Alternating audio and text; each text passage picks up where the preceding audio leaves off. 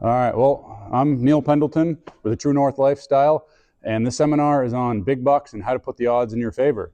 A little bit of kind of background of some of the deer that I've gotten. Basically, the buck of my lifetime was a buck that I shot in 2015. It was a 192-inch, 10-and-a-half-year-old, 237-pound buck that I followed for 1,490 days, and that buck taught me a ton. I hope that at some point in time in anyone's life, they get an opportunity to hunt a deer like that and spend as much time learning from a mature buck like that, because I was obsessed with mature bucks before that, but he took me to a whole nother level, not only of my obsession to hunt and target big mature bucks, but also just learning what they do and expanding, I think, the way that I viewed it. I think prior to that, I'd always thought about if you get a picture of a buck or you hear about a buck in an area, you have tunnel vision on that one particular spot. And I learned that it expanded my search, 3, 4, 5 miles, going all over a couple different towns, figuring out a lot of the pieces of the puzzle over that 1,490 days from when I got the first picture of him until when I ended up killing him. Same kind of thing over there in the other picture with those 2 bucks on the tailgate of my truck. That was in 2019. That was actually a season that I killed 5 bucks that year between Maine, New Hampshire, and Massachusetts.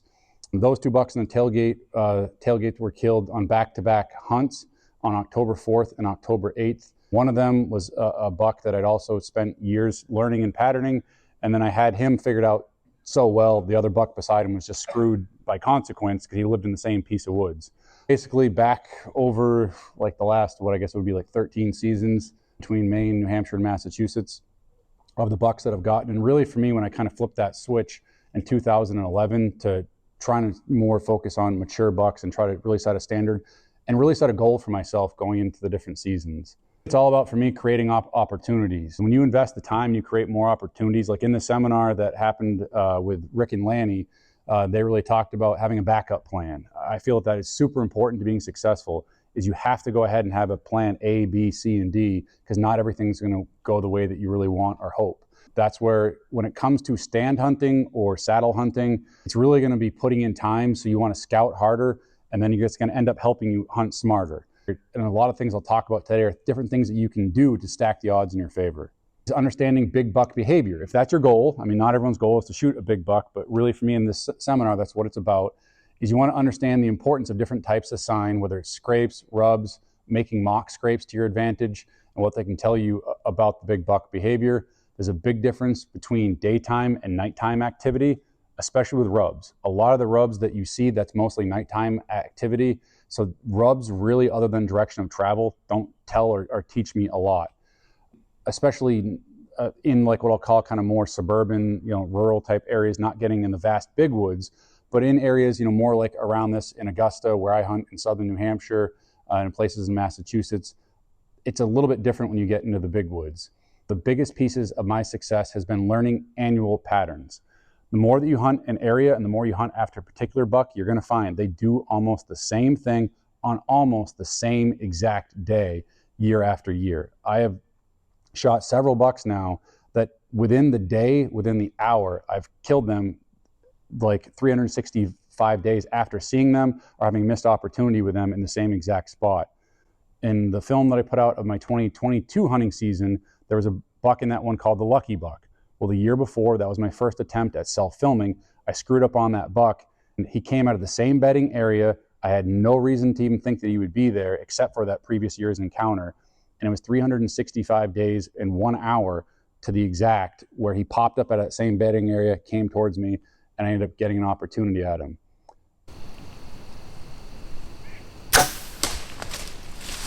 Year after that, I believe, there was a buck that I called the Invincible buck that I'd actually hit with a muzzleloader the year before. Same thing, 365 days to the year that I ended up getting him that second year because I'd grazed him with a muzzleloader. It was too far of a shot, dropped and went under his belly. I got some blood right, where the heck is it? Right there. Look at this thing.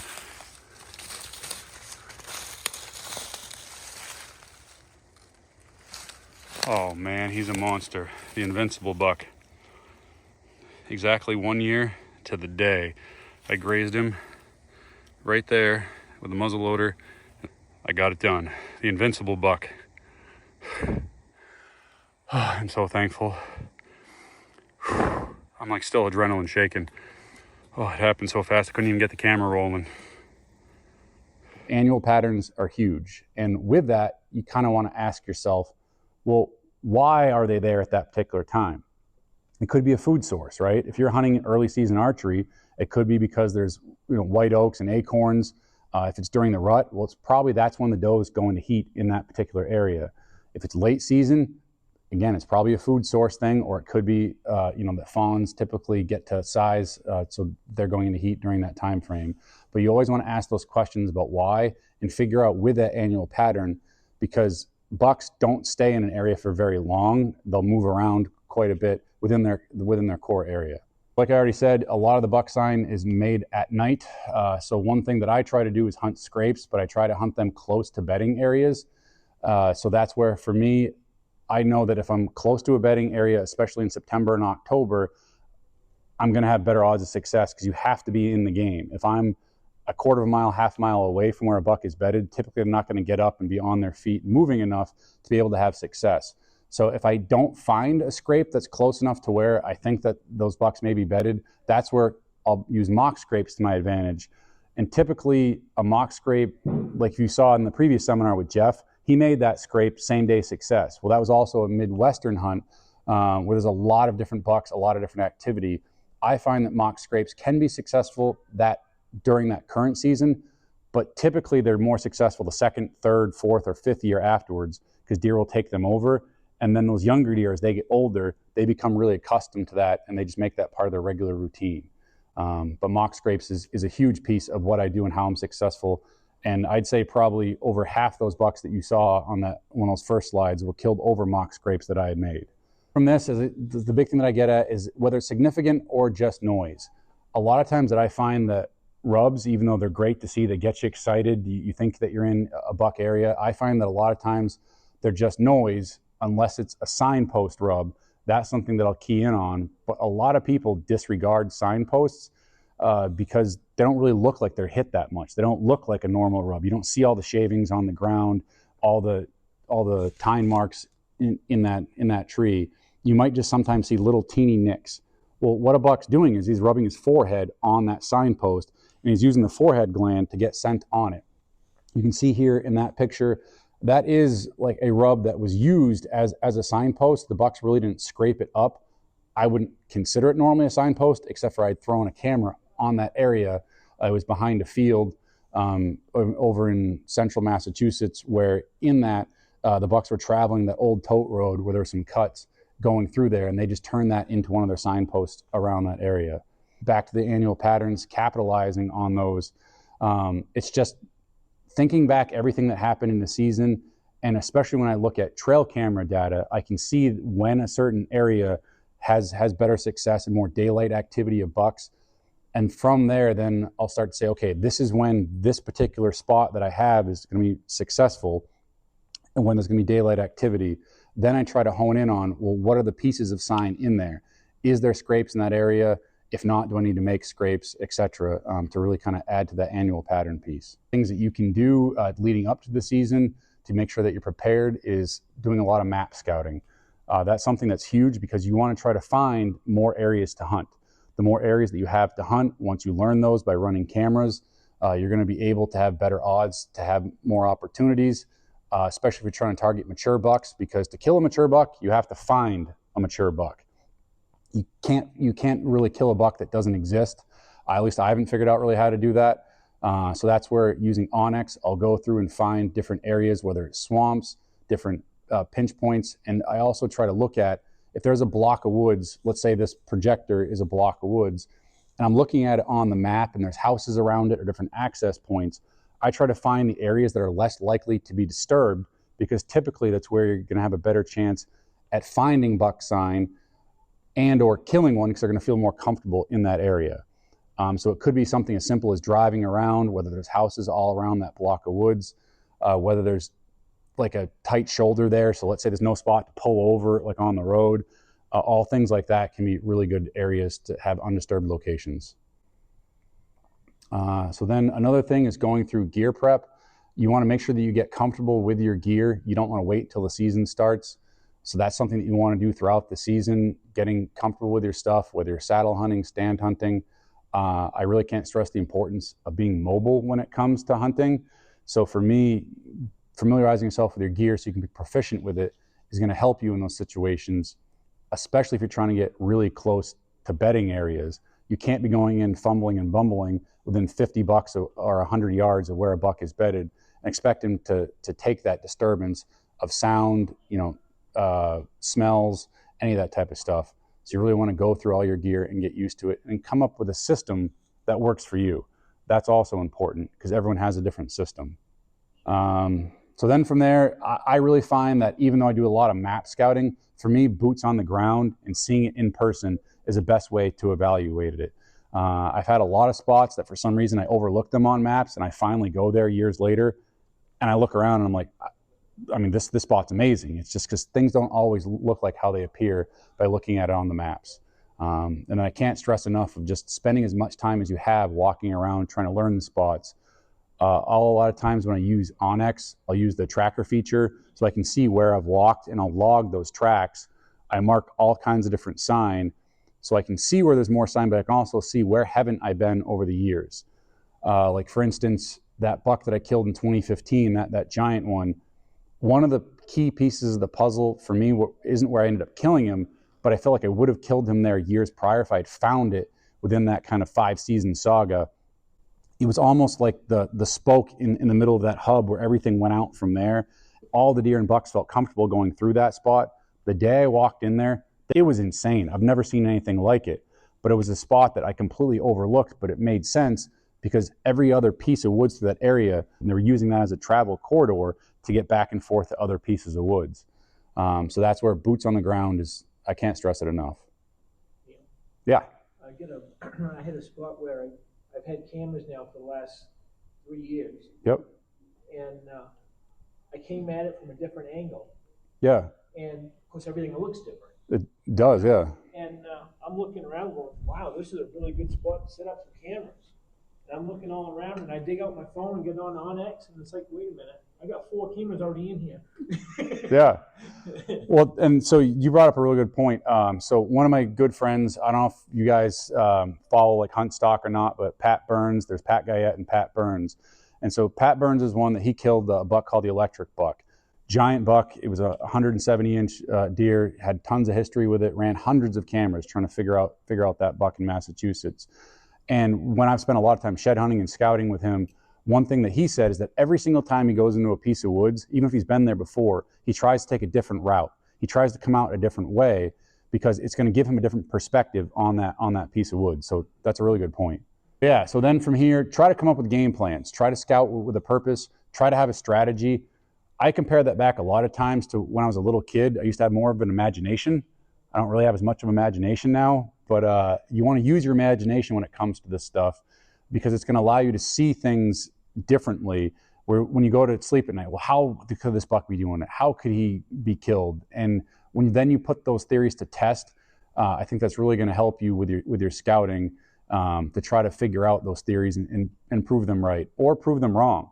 Because a lot of times crossing something off the map or saying that this isn't going to work is just as important as finding something that does or could work, because it eliminates and rules out areas where you don't need to waste time, especially at certain times of the year. I had made that mistake a lot. As I said, I would get tunnel vision on a certain area or a spot because I thought it was going to be good. Well, it would be, but it might only be good for 3, 4, 5 days out of the season. I used to sit there for a month and waste all this time sitting there whenever I could. Come to find out, it was only good a few days every year. So why would I sit there for a month, even though it was my best spot, when I could just wait, hold off, and it'd be even better on those 3 or 4 days because I hadn't been there. I hadn't pressured it. The deer didn't expect me to show up. Everything that was good one season can completely change the next. It can pick up, be good again the following season, or it might not be. So that's why I can't stress enough that to have as many opportunities in different areas as you can hunt is really going to help. I mean, I've been asked, and it's changed for me recently because now I have a daughter. It's like, so I don't spend as much time, honestly, as I used to. When I was single, didn't have a family, I used to be in the woods at least an average of 3 or 4 days a week, spending at least 2 or 3 hours just getting out there walking whenever I could, trying to learn different areas. And I might have, going into any given season, I'd probably have 10 to 15 spots that I felt like I had fairly well figured out. I had on camera some bucks, And then even if there was a couple of spots that I thought might be top of my list, they wouldn't turn out to be. It's just things didn't go the way that they'd planned. I would only get nighttime pictures. Or other spots would actually show that, hey, you're getting all kinds of daylight activity, these bucks. It was just like, why would I not go there and hunt? I mean, if I'm trying to kill a mature buck, I also don't want to be too picky. It's like you got to go to where the signs point you to, even though you might have your heart set on hunting another area.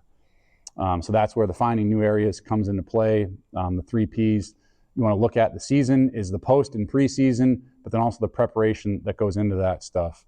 Another thing why it's up there is setting goals. I work in fitness, so really for me, setting goals is a huge part when I work with clients. I want to know specifically what you want to accomplish and by when you want to accomplish it. When it comes to the goals for hunting, I try to figure out going into each season what I'd like to do or what I feel like I need to do, and I always challenge my limits. And so when it comes to goals, some things I may not be able to obtain, but I'm going to stretch and push my limits in my comfort zone to try to achieve those things. And there's other ones that I feel like I should achieve. But then when you've set the goal, especially if you talk about that goal, you write it down or tell somebody else, I can't tell you, when you put it out there in the universe and you say, this is what I want to do, it's much more likely to happen than just thinking it and keeping it to yourself. So whether it's telling a friend, whether it's posting it on social media, whatever it is, write down those goals, because you're going to go out and do the work, and you're already, I don't know, I'm going to say 90% more successful at having it happen just simply by putting it out there. So yeah, as I already said in this one, I mean, they're both important, map scouting, but boots on the ground is going to help you learn those areas and see stuff that you wouldn't see by only maps. Maps give you a lot of areas to go and figure out where you can spend your time, whether it's during the off season or also during the season. I have a lot of times that during the season, if the weather conditions aren't right, it might be 90 degrees. It's like no point in really going hunting tonight. It's not a killing day. And one thing that I used to do when I was younger is I used to get my ass in a stand whenever I could, because I always thought, well, hey, it's a matter of putting more time in, I'll be more successful. You can put time in other ways. You don't have to just sit there and hope for something to happen, because I'd rather, when I go hunting, I really think in my gut there's a high chance of success when I'm actually going to hunt. And I'd rather spend that opportunity to be in the woods scouting and learning, or moving cameras around, or putting out new cameras, or just trying to figure out a different spot in different area. It could be also trying to figure out during the season where other people are hunting or where they're not hunting, because that's also going to go into that overall plan. So really then from there, I can't stress enough, if you have the time or you need to make the time to go out and do some of the scouting, going through your gear and just making sure that everything's on point. So game cameras.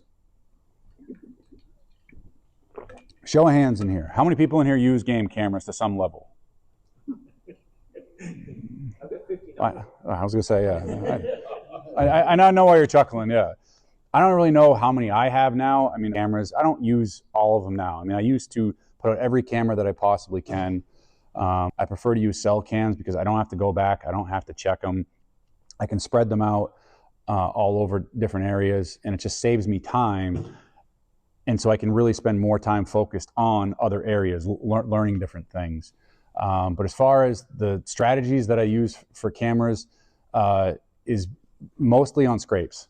That's where 90% of my cameras are on scrapes, because I'm going to get a picture. If there's a buck in that area or he's going to come into that area, I'm going to get him on camera. I mean, it's a no-brainer. He's going to come to that scrape. Then from there, at least I know that there is a buck that lives in that area, or at least he visits that area, because he might not live there. Back to that tunnel vision thing that I talked about. I made the mistake a lot of times of thinking just because I got a buck on camera or I saw a buck, that's where he lived. He might not live there at all. But then if I then put boots on the ground, I find the scrapes, I find the trails, I find the food sources, then by putting out cameras, I can now start to learn about, hey, when are deer there? What time are they there? What direction of travel are they going? All kinds of things like that. But I mean, obviously, signpost rubs can help, trails can help. But as I said, 90% of it is on scrapes. And if I see an area that I think is really good, and I believe that there should be bucks there, I'll make mock scrapes and put them there and put cameras there as well. What does it say? The turning photos and videos into actionable hunting strategies. So as I said, direction of travel is a huge one on that. Looking at what direction a deer is coming from or where they're going, and then asking yourself questions. I remember a bunch of times, because of course I have people that reach out to me all the time. Well, I got this buck on camera. Can you help me kill him, Neil? Like, what do you got for advice? And I started asking what to me seemed like obvious, simple questions. Well, okay, with the pictures that you have, are any of them during daylight? Yeah, I mean, some maybe, or sometimes they say no. Well, if you haven't gotten one during daylight ever, X that spot off the map. It's not worth hunting. It's pointless.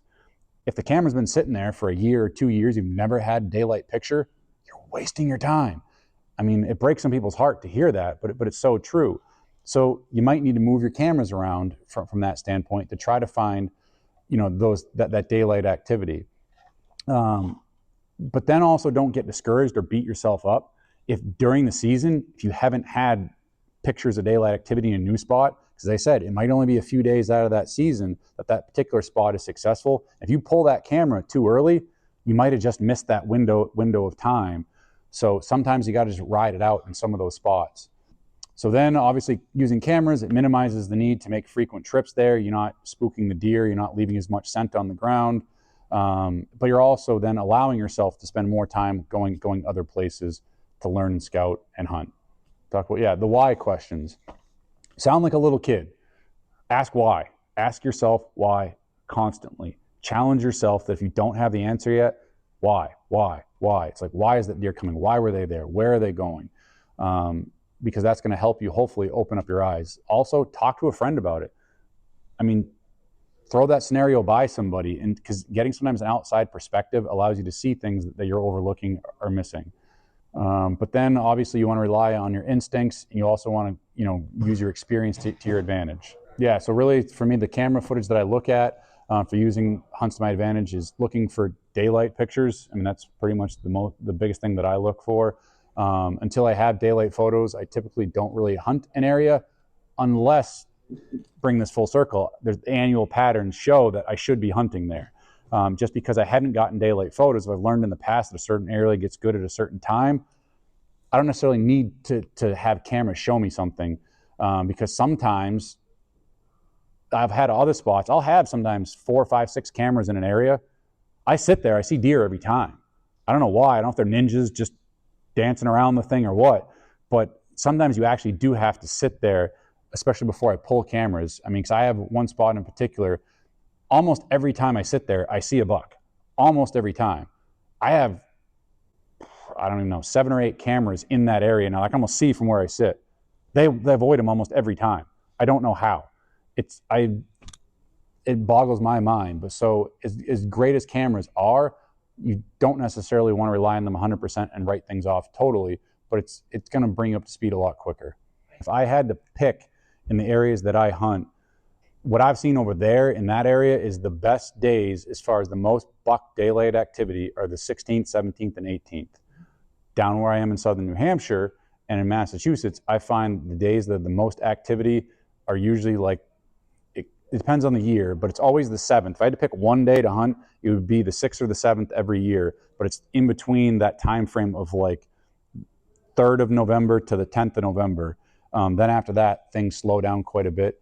And to be honest, I don't even hunt those areas after that. That's when I just wait for snow and I start tracking at that point, because I feel like it's kind of all bets are off at that point. Everything that I've done to learn and gain information about where bucks are and what they do, it's out the window after that. And it's so sporadic that I just leave those woods and kind of give up on them. And I head to the big woods at that point. Another great important topic, morning versus evening hunts. I don't know if you guys had to guess. When it comes to September and October, when do you think I typically focus most of my efforts on? Morning or evening? Evening. So yeah. So the reason why, all right, so the guy who spoke before me, Jeff, he focuses on mornings. I don't know what he's doing differently than me. We've talked a lot of times before together. I got to figure it out. But for me, I almost never hunt mornings in September and early to mid-October. Late October is completely different. Mornings in late October, November, if I had to pick, I've killed most of my bucks in the morning during that time frame. But evening hunts, because I can start hunting September 15th in New Hampshire. Obviously, you have the expanded archery zones around here that open, early in September as well. it is almost all for me evening. I don't even hunt mornings hardly at all anymore, unless it's a massive cold front that it's going to be typically like down in the 30s. And there was that one exception to that rule was in, I think, no, 2020. I killed a buck with my buddy Kevin filming me, and that was on September 19th. And it got down to like 30 degrees that night. And he said, grab your camera gear. We're going into a spot. I put out a camera that summer, had a scrape that was getting good activity on. And we went there that morning, and we happened to have, I killed the buck that came by me.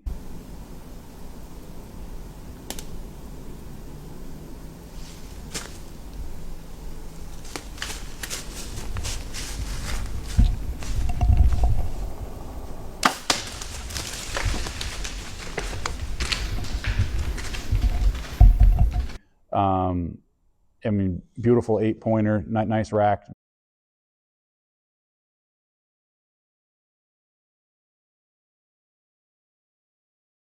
Be able to get that on film was awesome. But then we had 2 other bucks coming at us right after that, and it was that morning activity because they were late going back to their bedding area.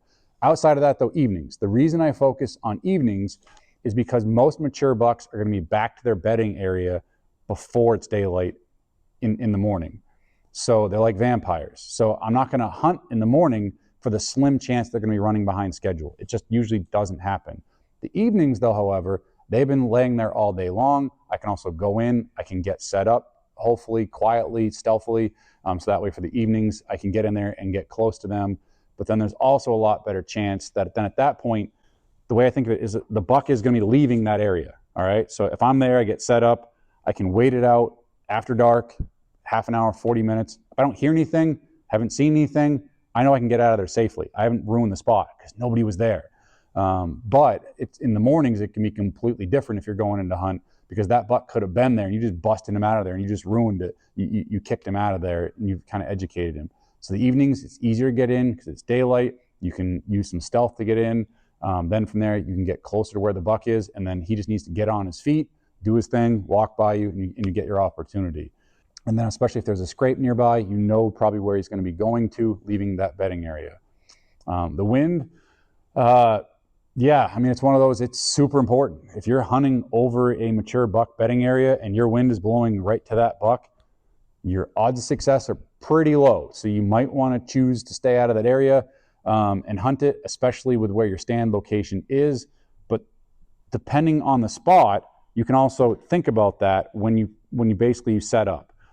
You know, I mentioned earlier, I'm mobile. I don't typically have a lot of pre-hung stands that I hunt out of. I have a handful that I know they're going to be successful, but for the most part, I'm bouncing around. If I'm hunting an area, I'm going to try different spots, different sides of it, depending on what the wind is, to use that to my advantage. Another thing that you need to look at, which I listed on there, is thermals.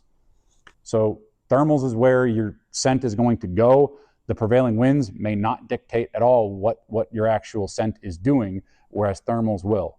The best way I have found to test that is not just one of those wind checker poofer things. Those are useless. That's going to tell you what your wind is doing within a couple of feet proximity of you. Milkweed is the easiest, cheapest thing. Just go find milkweed somewhere, or you can buy, I get from Ozonics, which is that, you know, the company that makes the Ozonics units that produce ozone. But they sell these little cool pouches that have synthetic milkweed in it. And basically you have a thing that you turn, there's a little circle, you can pull out those little white fibers out of it. They're like $5, super cheap.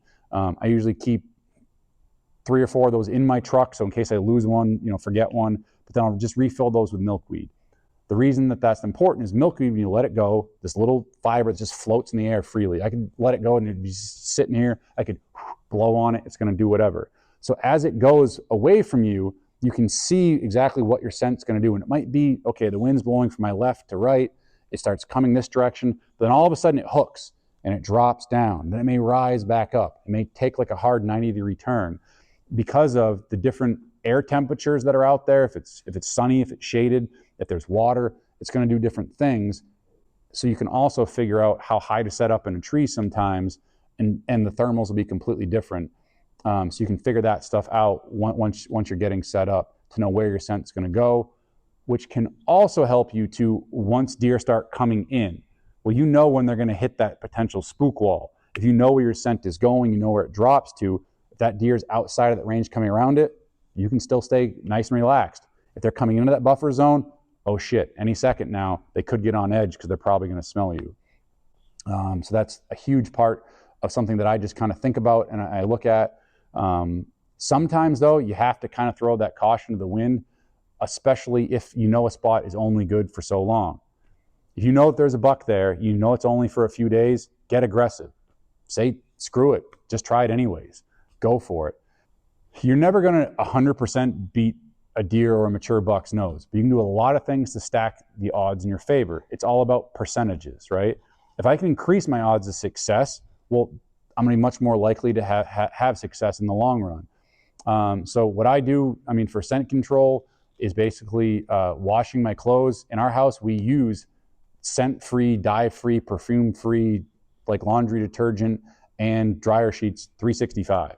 It's just a non-negotiable. I also pitch it to my wife. It's better for our daughter because she's young. You don't have any of the dyes or perfumes or chemicals and stuff. But so that washing machine, that dryer never has those scented dryer sheets that are in there. I lived in a house once that even though for 3 years, we still never used a scented dryer sheet while I lived there, you could stand outside when I was shooting my bow right out by the dryer vent. It still smelled like spring fresh coming out of it. It's caked in there. You can't really get rid of it. Obviously, most people will use the scent-free soaps. They don't think about maybe switching that stuff over year-round or even before the season starts. That is something that will help. Then the other thing that I'm a huge proponent of is using ozone. All right, ozone kills bacteria and viruses. Well, human odor is caused by bacteria. If you sweat, it's like, and it gets on your clothes, then it's going to go ahead and start to get funky smelling a while later. But it's not necessarily instant. So when you use ozone, it basically is going to kill any bacteria on your clothes. So I have a garment closet in a workshop area that I keep all my hunting stuff. I back in the garage, double doors, and that's where all my hunting stuff is kept in totes. But I have a double bay garment closet that when I get home from hunting, if I don't want to rewash my clothes, or even if I've washed my clothes, they get hung in the ozone closet. I crank the ozone generator, turn them inside out. My boot dryer has an ozone thing built into it. So as the boots are drying, there's ozone being pumped into the boots to eliminate the human odor. Backpacks get hung up in there because when you're going in and out, they're getting sweaty. So all that stuff's really going to help to kill human odor. As far as like an ozonics unit, I do use them. I don't use them as much as what I used to. Really the only time that I use them now is early season, because if you also think about the way that scent molecules work, is it has to stick to moisture. When you get later in the season, I don't know if you guys have ever noticed, but you don't get busted as much later in the season. It's because scent can't stick to stuff when the leaves are brown and dead and dry. So scent's not going to stick to as much stuff. But early in the season, everything's green. The scent's going to stick to anything. So at that point in time, I may use an ozonics unit where I'll have it above me, like pointing down. So that way, as your scent's coming off you, the ozone is creating almost a buffer wall, killing that scent as it goes out. I can think of several examples where, in particular, that first picture that I showed of the 2 bucks in the tailgate of my truck. One of those bucks I called the Big Six. I ended up killing him in a scrape where I knew exactly where he's bedded. I actually have the video of him, like, you don't actually see him get up out of the bed, but where the camera that I had, he actually left the bed, walked by it, and about 30 minutes before I killed him, you can tell he's stretching his legs. He's kind of just waking up. He's doing his thing, flicking his tail. He's licking the wind.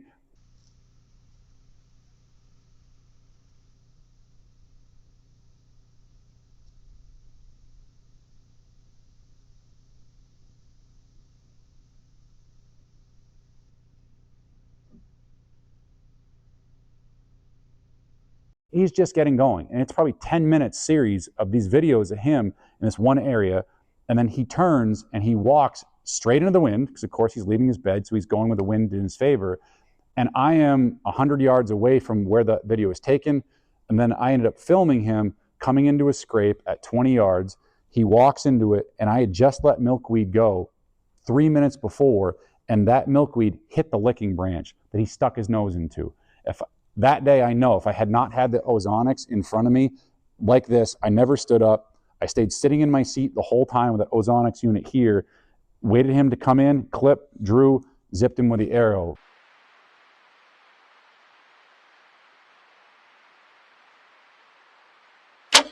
But if I hadn't had that, there's no way I could have beat his nose on that day just because my scent stream's blowing right into that scrape. But I don't think it's like an end all be all, because most situations aren't like that. I could have gone, I had hung that stand the day prior when it was raining, knowing that I was going to kill him that night because I saw the way the wind was coming the following day. It was a north wind. He had hit every other scrape in that area in the week prior. This is the one scrape that hadn't been hit yet. So like a chess match, I said, well, he's been everywhere else. Typically a buck doesn't hit a scrape and then go back there again the next day. I mean, you run a lot of cameras. So it's one that it's typically they're making their rounds into the area. So when I have like 6 or 7 scrapes within a 4 or 5 mile radius that I know bucks are regularly hitting, the one that hasn't been hit yet, that's the one where I want to hunt next. I knew that he hadn't been there yet. He had hit everything else except for that one with that north wind. He's bedded to the south. I mean, I was 100% confident. I actually took a picture that night before I climbed in the stand thinking, okay, there's the sun. It's shining on the stand. I'm about to climb up in it. I'm going to kill this buck within 2 hours from now. I'm finally going to get him after years in the making. And then sure enough, he did exactly what I thought. I had just what I was just talking about. I had a plan. I went in, I hung the stand the day before in the rain. I actually left work that day to go on lunch break to hang that stand for the hunt the following day. So then as I started to say though, is that if I hadn't already hung that stand, I could have just adjusted. I could have just moved down 10 or 15 yards further so my wind would have been going off that scrape. I would have been fine. You can always adjust plans. You don't necessarily need to force it, but you want to come up with a plan and try to execute the plan. So in scent control, it's just another one of those examples. It's going to go ahead and stack the odds in your favor, but also as part of your plan, think about your entry and exit in and out of places. Because if you're leaving ground scent down there, and if it's in a spot where deer frequently come, they're going to start to figure out that you're there. So also figure out your entry and exit. In some of the spots that I hunt, I've gone ahead and I'll take an e-bike into one spot. I go 1.5 miles out around. I could park my truck and walk 300 yards to where I sit. I don't do it because I know that's where deer walk through that area. So I go way the heck out around, and it's a long ways out of my way just to make sure that I'm not screwing up that spot. And I regularly do that. I used to walk it before I had an e-bike. I used to think, how stupid am I? I mean, 1.5 miles. This is a lot of times. You're talking day after day after day, walking in early, coming out late. And it was all for that thing just to stack those odds in my favor a little bit more. But that's where you want to have those plans. You need to adjust those and just learn from what you do. When I go hunting, especially for archery season, I'll go ahead and I'll wear shorts, t-shirt, flip-flops, or Crocs more likely. I'm always wearing Crocs. That's what I wear to where I go hunting. I always try to shower right before I leave the house. I'll try to avoid pumping gas. I've even been as neurotic if I do have to stop and get gas, and the rare occasion that I couldn't grab gas that morning or the previous day. I mean, that's something I think about. I don't know if people think about when they get gas around when they hunt, but I will. And if for some reason I'm literally on E and I won't make it to the spot or I won't be able to grab gas afterwards, I'll bring latex gloves with me. I keep a box of them in my truck, so if I have to get out and pump gas, I'm not touching that thing.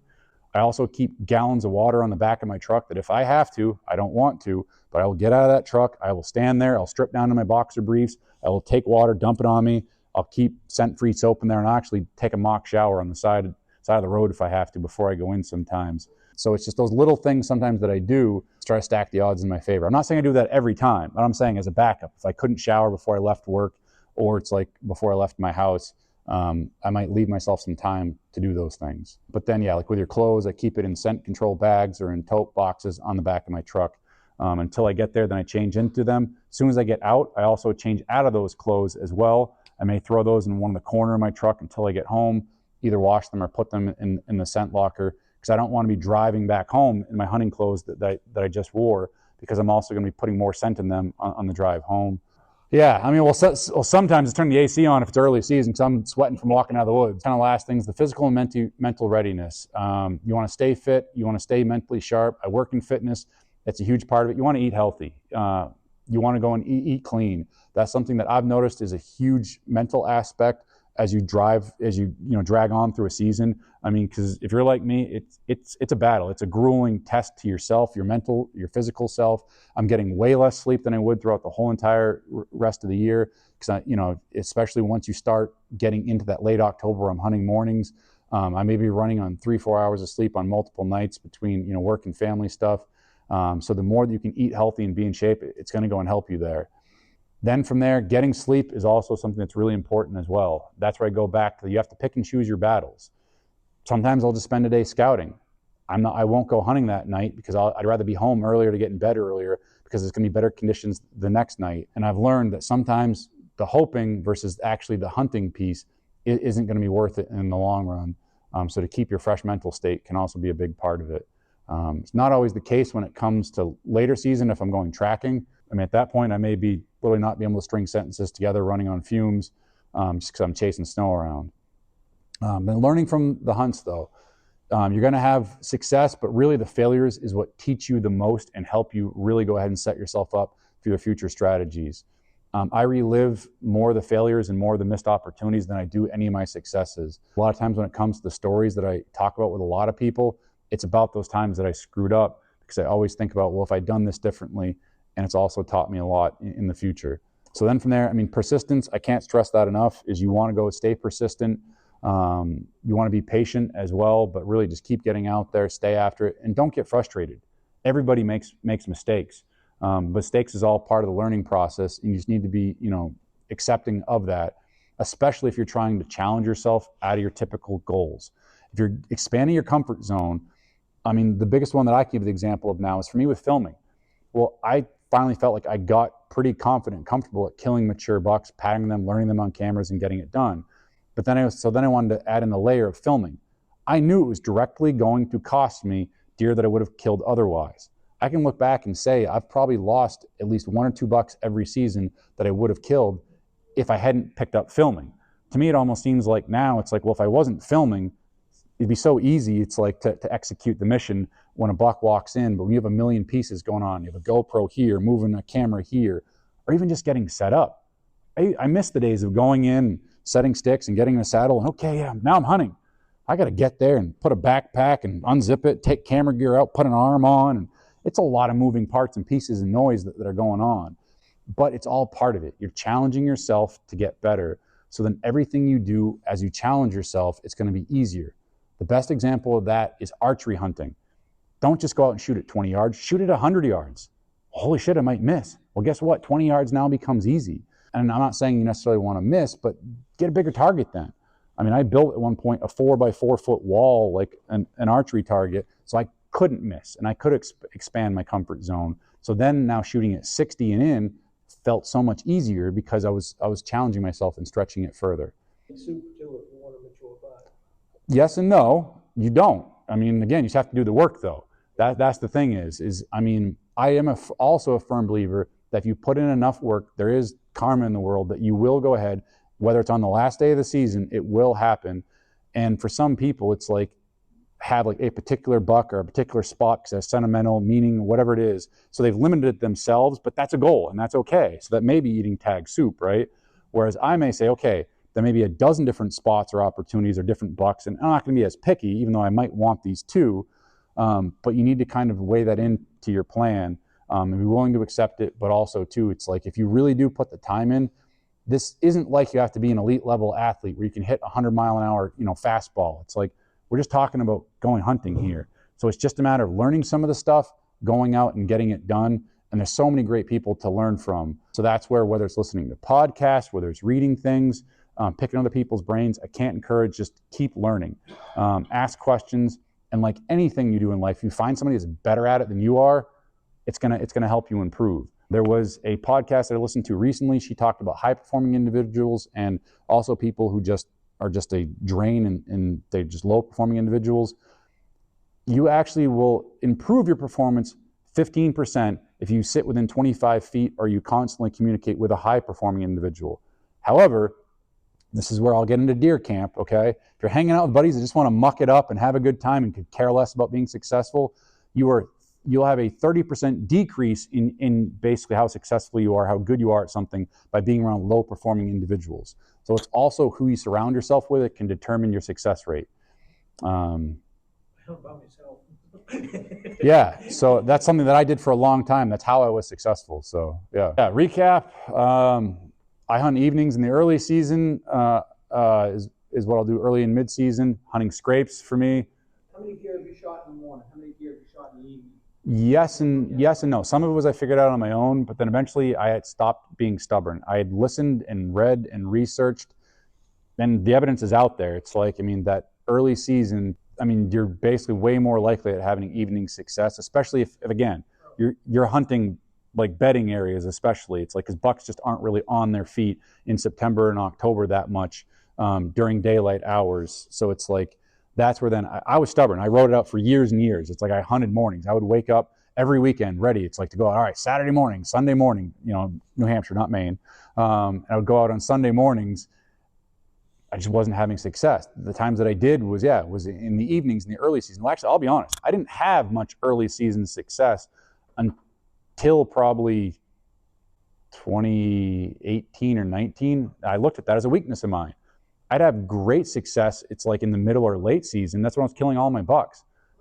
All of your I've shot have been in the mornings, but it's been late season. Yeah. So which is when again, yeah, it's so that's when I kind of looked at it. I said, okay, what are the chinks in the armor? Like, what am I missing here? Well, for me, I hadn't killed a buck. The first buck that I killed, I think in October, mid-October, not like, 28th, 29th. It was actually that first buck that was the one that I killed in 2015, that giant one that I showed. That was on October 18th. So I killed him then, and I wasn't expecting to. It's just we had a cold front that came through. I would have killed him. It's like the end of October, the first week of November. I mean, he was a dead buck walking. There was no way he was going to live. But there was a cold front. So he moved into that area early just to work the scrapes and kind of check things out, because that's where he felt that like in another week or two, the doe is going to be going into heat. But then I looked at it and said, wait a minute, that's the earliest I've ever killed a buck. That's a whole month of the season. What do I need to do differently? What am I doing wrong? Part of it was hunting mornings. I said, I got to start focusing on evenings more. And then why do I need to focus on evenings more? Well, it's because of the bedding stuff. Then I started getting closer to bedding. Before, I would just look at it and I would hunt areas where maybe I had seen a buck or gotten a picture of a buck, but it was November. So I'm hoping that when the season starts, right, well, okay, I think I'm going to encounter this buck, but I never had any reason to be there in September or October. And that's when that tunnel vision that I talked about, it was like I wasn't seeing the full picture. And so then from there, I also realized that there is certain areas that will be better in the early season, and certain bucks do different things. Some bucks will live in an area, and that's where they do spend the majority of their time throughout the year. Other bucks are only going to be there in the summer, then they're gone. It's like, so each buck is different, each area is different, and that's why it's going in and learning those spots where you obviously you want to have a few spots like I do now that are good in the early season. The rest of my spots, they're not good in the early season at all. So then the ones that are, then I only focus on those in the evenings. And really to recap, if I have to put emphasis on anything, hunt scrapes, put cameras on scrapes.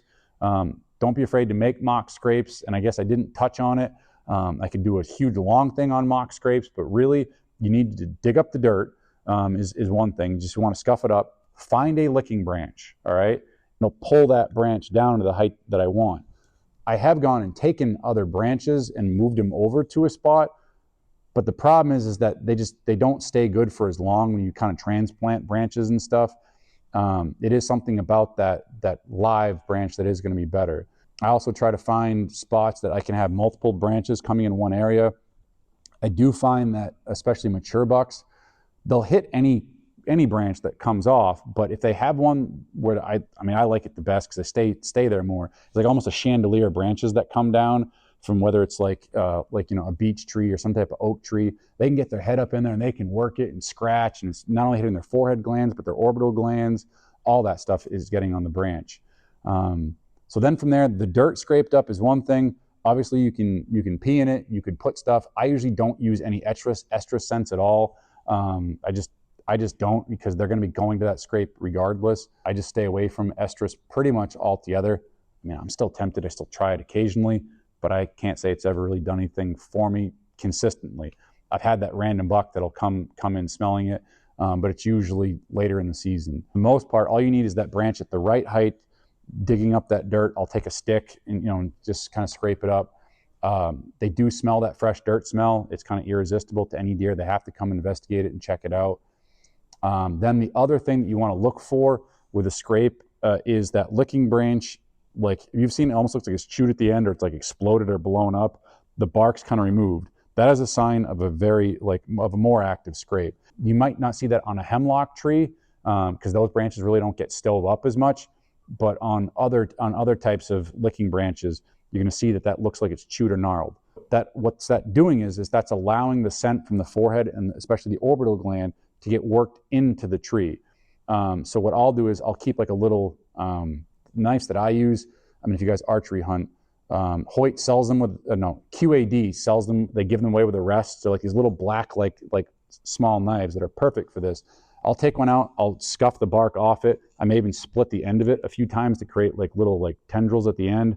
And then that's where, by doing that, the bark's removed, the deer can leave their scent in the inside of that better. So it's going to be absorbed into the branch more. Yeah. Yeah, and stuff like that. I mean, it's easy because it's like, again, you get your hopes up, right? Well, maybe this year Gimpy's going to do something different. He'll be there. I'm sure you probably heard that, right? It's like, he was hoping, but there's a lot of different factors that go into that stuff. So that's where also expand your search. And that's one thing that I learned a lot about having some of those bucks to target, is because I didn't want to leave any stone unturned. And it was crazy. Like the buck that I killed in 2019 that was on the tailgate of that truck.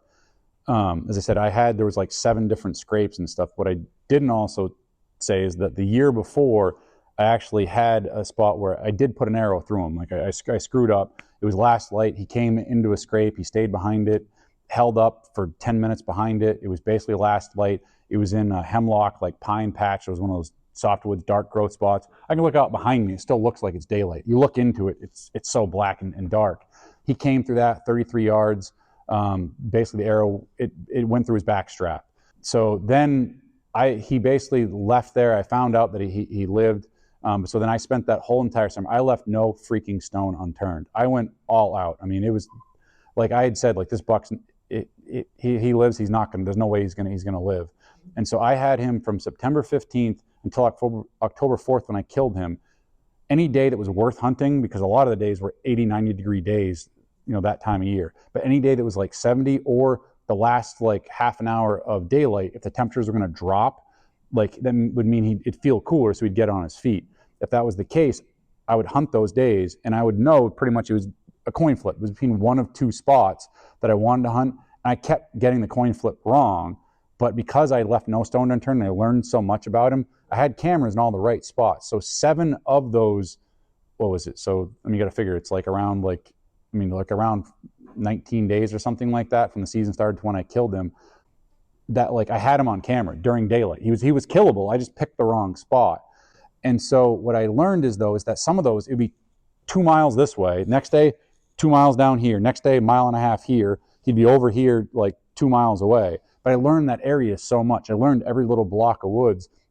And so he would cross roads though sometimes, and some of that stuff during the night, he'd cross roads 3 or 4 times. And so it's like, just because you got a sighting of him, that he's not going to be there for a while. But then too, it's like, that's not even where he lives necessarily. He lives in this whole area.